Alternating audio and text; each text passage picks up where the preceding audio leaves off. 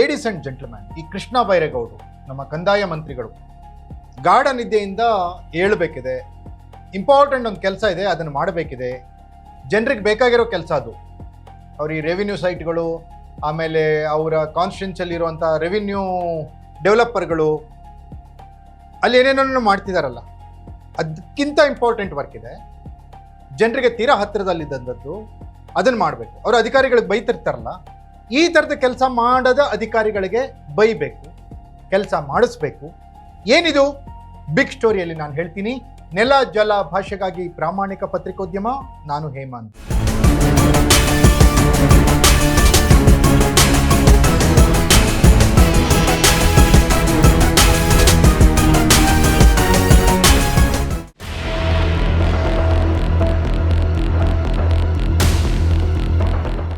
S ವೀಕ್ಷಕರೇ, ಸಾಮಾಜಿಕ ಭದ್ರತಾ ಯೋಜನೆ ಹಂಗೆ ಹೇಳಿದ್ರೆ ಗೊತ್ತಾಗಲ್ಲ ನಿಮಗೆ.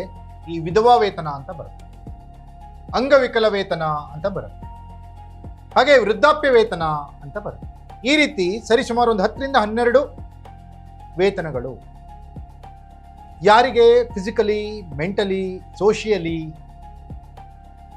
ಸಾಮರ್ಥ್ಯ ಕಡಿಮೆ ಇರುತ್ತೋ ಅಂಥವರಿಗೆ ಕೊಡಬೇಕು ಅನ್ನುವಂತಹ ಯೋಜನೆಗಳು. ಈ ಯೋಜನೆಯಲ್ಲಿ ಸರ್ಕಾರ ಅತಿ ಕಡಿಮೆ ಸಾಧನೆ ಮಾಡಿದೆ. ಕೆಲಸನೇ ಮಾಡಿಲ್ಲ ಈ ಯೋಜನೆ ಇಂಪ್ಲಿಮೆಂಟ್ ಮಾಡಲಿಕ್ಕೆ ಈ ಕಂದಾಯ ಇಲಾಖೆ. ಎಷ್ಟೋ ಜನ ವೃದ್ಧಾಪ್ಯ ವೇತನ ಬರ್ತಾ ಇಲ್ಲ ಅಂತ ಹೇಳಿ ತಹಸೀಲ್ದಾರ್ ಆಫೀಸಿಗೆ ಅಡ್ಡಾಡ್ತಾರೆ, ಡೆಪ್ಯೂಟಿ ತಹಸೀಲ್ದಾರ್ ಆಫೀಸಿಗೆ ಅಡ್ಡಾಡ್ತಾರೆ, ರೆವಿನ್ಯೂ ಇನ್ಸ್ಪೆಕ್ಟರ್ ಆಫೀಸಿಗೆ ಅಡ್ಡಾಡ್ತಾರೆ, ವಿಲೇಜ್ ಅಕೌಂಟೆಂಟ್ ಆಫೀಸಿಗೆ ಅಡ್ಡಾಡ್ತಾರೆ. ಪರಿಣಾಮ ಶೂನ್ಯ. ನೆಮ್ಮದಿ ಕೇಂದ್ರಗಳನ್ನಂತ ಏನು ಮಾಡಿದರೆ ಆ ನೆಮ್ಮದಿ ಕಿತ್ಕೊಳ್ತಾ ಇದೆ. ತೀರಾ ಅವಶ್ಯಕತೆ ಇರುವಂಥ ವೃದ್ಧಾಪ್ಯರು ಎಷ್ಟು ಸರಿ ಅಲ್ದಾಡ್ಬೇಕು. ವೃದ್ಧ ಅಧಿಕಾರಿಗಳು ಏನು ಮಾಡ್ತಾರೆ? ಅಲ್ದಾಡಿದ್ದೇ ಬಂತು, ಆದರೆ ಅವರಿಗೆ ಅನುದಾನ ಕೊಟ್ಟಿಲ್ಲ. ಹಂಗಂತ ಸರ್ಕಾರದಲ್ಲಿ ಹಣ ಇಲ್ವಾ? ಹಣ ಇದೆ. ಇರೋ ಹಣವನ್ನ ಈ ಕಂದಾಯ ಇಲಾಖೆ ಬಳಸಿಲ್ಲ. ಈ ವರ್ಷದಲ್ಲಿ 670 ಕೋಟಿಯಷ್ಟು ಬಡವರಿಗೆ ಕೊಡಬೇಕಾಗಿರೋ ಹಣವನ್ನು ಇವ್ರು ಕೊಟ್ಟೇ ಇಲ್ಲ. ಇದನ್ನ ನಾವು ಹೇಳ್ತಾ ಇಲ್ಲ ಸ್ವಾಮಿ, ಸರ್ಕಾರದ ಅಂಕಿಅಂಶಗಳು ಹೇಳ್ತಿದ್ದಾವೆ. ಕೃಷ್ಣ ಬೈರೇಗೌಡರು ನಿದ್ದೆಯಿಂದ ಏಳಬೇಕಿದೆ, ಅಧಿಕಾರಿಗಳಿಗೆ ಚಾಟಿ ಮುಟ್ಟಿಸ್ಬೇಕಿದೆ. ಯಾಕಂದ್ರೆ ಅಧಿಕಾರಿಗಳು ತೀರಾ ಅವಶ್ಯಕತೆ ಇರೋರಿಗೆ, ಈಗ ನೋಡಿ ಅಂಗವಿಕಲ ವೇತನ ಯಾರಿಗೆ ಕೊಡ್ತಾರೆ?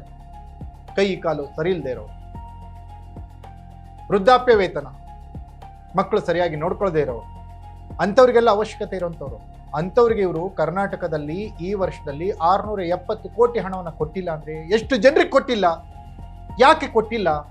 ಸಮಸ್ಯೆಗಳೇನಿದಾವೆ? ಅಧಿಕಾರಿಗಳು ಏನು ಮಾಡ್ತಿದ್ದಾರೆ? ಈ ಮಂತ್ರಿ ಏನು ಮಾಡ್ತಿದ್ದಾರೆ? ಕೃಷ್ಣ ಬೈರೇಗೌಡ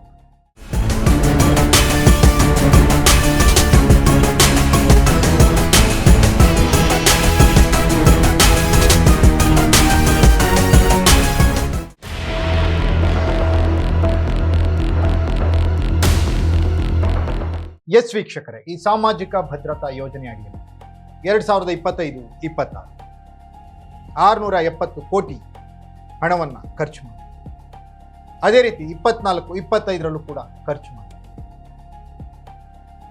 ಅಧಿಕಾರಿಗಳ ಸಬೂಬು ಅಪ್ಲಿಕೇಶನ್ ಬಂದಿಲ್ಲ ಅಂತನ, ಅಥವಾ ಯಾರಿಗೂ ಅವಶ್ಯಕತೆ ಇಲ್ಲ ಅಂತನ, ಅಥವಾ ಹಣ ಇಲ್ಲ ಅಂತನ, ಕರ್ನಾಟಕದ ಎಲ್ಲ ಜಿಲ್ಲೆಗಳ ತಾಲೂಕುಗಳ ವ್ಯಾಪ್ತಿಯಲ್ಲಿ ಇನ್ನೂ ಹಲವಾರು ಜನರಿಗೆ, ಅವಶ್ಯಕತೆ ಇರೋರಿಗೆ, ವಿಧವೆಯರಿಗೆ ವಿಧವಾ ವೇತನ ಕೊಡಬೇಕಾಗಿದೆ, ವೃದ್ಧಾಪ್ಯ ವೇತನ ಕೊಡಬೇಕಾಗಿದೆ, ಅಂಗವಿಕಲ ವೇತನ ಕೊಡಬೇಕಾಗಿದೆ.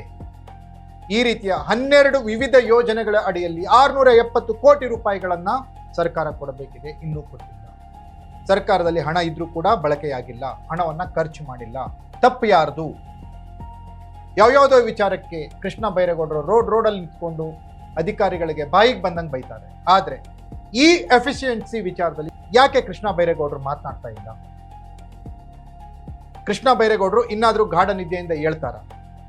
ಯಾರ್ಯಾರಿಗೆ ಅವಶ್ಯಕತೆ ಇದೆ ಅವರಿಗೆ ಸರ್ಕಾರಿ ವೇತನಗಳು ಅಂದರೆ ಸರ್ಕಾರದಿಂದ ಸಹಾಯಧನ ಬರುವಂಥದ್ದೇನಿದೆ ಅದನ್ನು ಸರಿಯಾಗಿ ಮುಟ್ಟಿಸ್ತಾರ?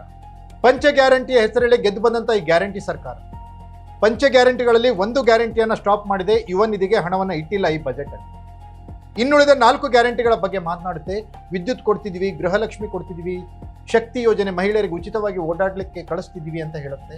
ಆದರೆ ತೀರಾ ಪ್ರಮುಖವಾಗಿ ಇದ್ದಂಥ ಈ ಯೋಜನೆ ಸರಿಯಾಗಿ ಕಾರ್ಯರೂಪಕ್ಕೆ ತರದೆ ಅವಶ್ಯಕತೆ ಇರೋರಿಗೆ ಸರಿಯಾಗಿ ಸಹಾಯಧನವನ್ನು ಮುಟ್ಟಿಸದೆ ವಿಫಲರಾಗ್ತಾ ಇದ್ದಾರೆ ಈ ಒಂದು ಯೋಜನೆಯಲ್ಲಿ. ಕೃಷ್ಣ ಬೈರೇಗೌಡರು ಇನ್ನಾದರೂ ಕ್ರಮ ಕೈಗೊಳ್ತಾರಾ, ಅಧಿಕಾರಿಗಳು ಎಚ್ಚೆತ್ತುಕೊಳ್ತಾರಾ, ಕಾದು ನೋಡಬೇಕಿದೆ. ಇದಾಗಿತ್ತು ಬಿಗ್ ಸ್ಟೋರಿ. ನೆಲ ಜಲ ಭಾಷೆಗಾಗಿ ನೋಡ್ತಾ ಇರಿ ಫೋಕಸ್ ಟಿವಿ.